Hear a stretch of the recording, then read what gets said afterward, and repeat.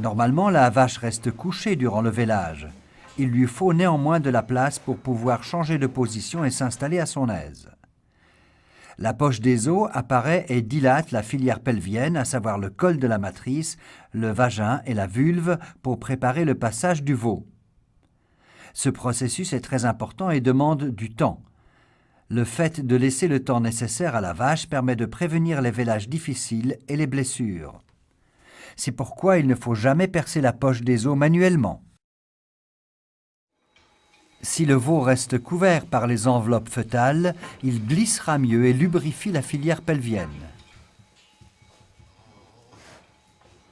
Lorsque le veau est suffisamment engagé dans la filière pelvienne, la poche des os se rompt et les onglons apparaissent. En présentation antérieure, 1 à 2 heures peuvent facilement s'écouler jusqu'à ce que la tête soit visible.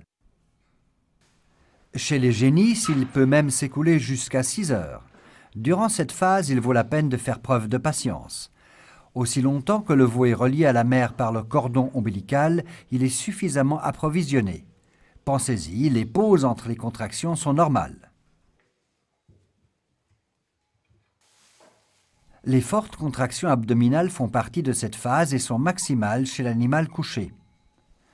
Elles permettent au fœtus de se positionner correctement dans le bassin.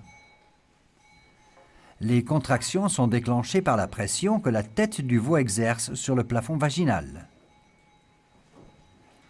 Lorsque le veau vient au monde en présentation antérieure, on voit d'abord les onglons des pattes avant tendues et posés dessus le museau du veau.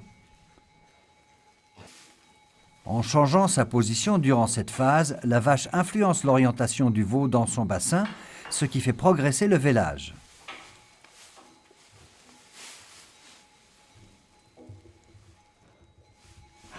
La phase d'expulsion ne dure que quelques minutes. Elle débute dès que la tête du veau a passé le vagin et dure jusqu'à ce que le veau tout entier soit né. Sans intervention, le cordon ombilical ne se rompt qu'avec ou juste après le passage de l'arrière-train du veau.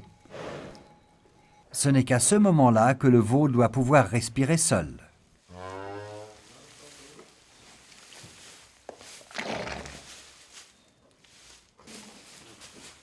En léchant le veau avec sa langue rêche, la vache stimule la respiration et la circulation du nouveau-né, mais aussi la production d'oxytocine chez la vache elle-même, qui déclenche l'expulsion du placenta et la descente du lait.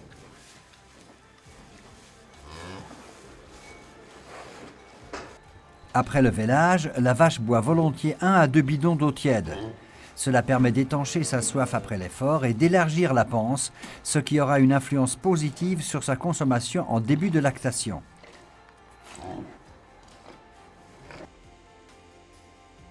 Pour le système immunitaire du veau, il est très important qu'il boive au moins 2 litres de colostrum durant les 2 heures qui suivent sa naissance. Il vaut la peine de contrôler ce point.